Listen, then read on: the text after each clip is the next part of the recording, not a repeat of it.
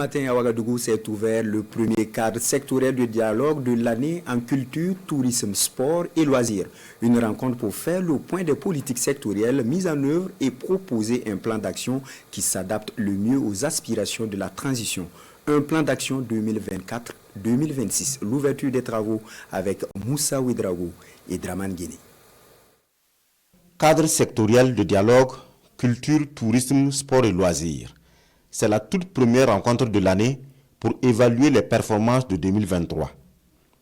En 2023, malgré la crise sécuritaire, les 4 secteurs ont fière allure. La plupart donc, des activités planifiées ont été exécutées.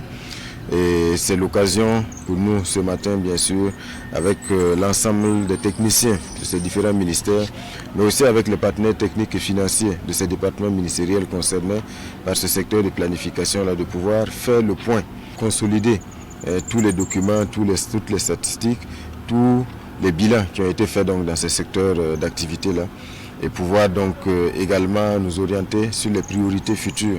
Les priorités futures. Un volet qui est à l'ordre du jour de cette rencontre.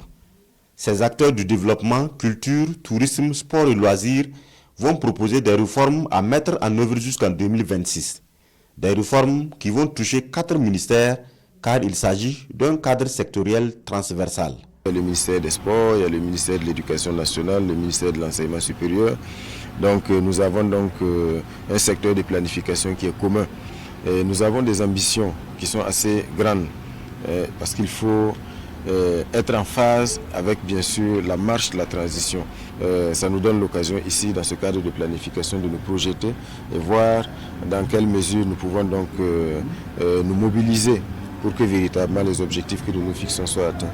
Cette rencontre de planification doit tenir en 24 heures.